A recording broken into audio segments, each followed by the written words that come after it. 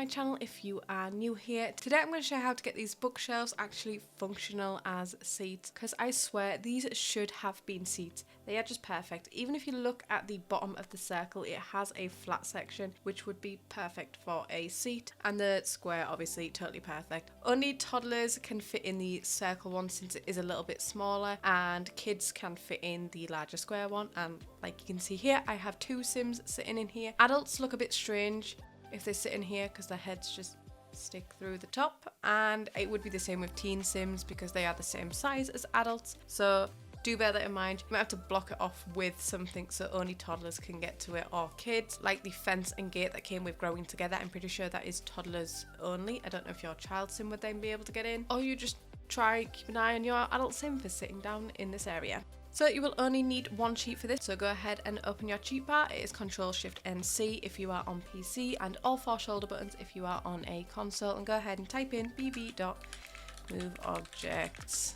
I can spell it right, move objects on, and then press enter. I don't need to put mine in because I have a mod. If you are wondering, the mod I have is the All Cheats mod from Twisted Mexi. Comes in handy for builders. It just has like move objects and the debug mod already on as well. So for this you will need Growing Together, but you can use any seat you want. I just personally like this one, which is from StormDesign, and you can still make it a functional bookcase because at the minute the way I've got it just for setting up, this is not functional, but I'll show you how to make it functional in the end.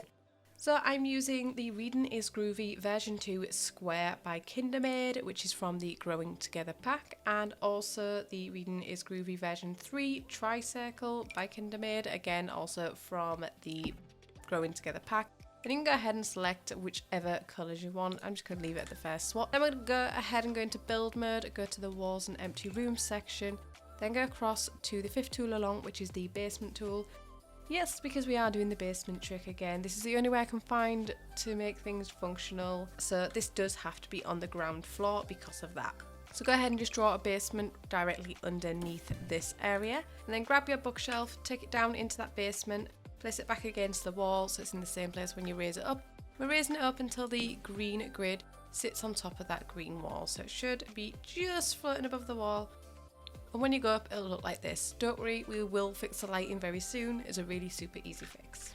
So I'm going to grab this one as well and do exactly the same thing.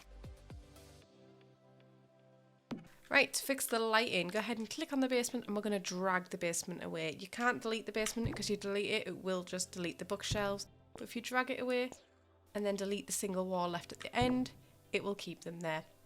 Now you can grab any chair you like I said at the beginning, but I personally like to use the Peaceful Poof Ottoman from StormDesign in the white just because it matches this a little bit better. Now what you want to do is gonna use free placement, which if you're on PC you go ahead and hold Alt and you have to toggle free placement on a console. I will put the keys up on screen for you. So what we're going to do is make sure this doesn't go all the way to the back, because otherwise if you like place it in here like this, when your toddler sits in, it'll be in the wall. So I just line it up slightly against the back, and what we're going to do is size this down to as small as it can go, and it will just stick out just a tiny little bit like that.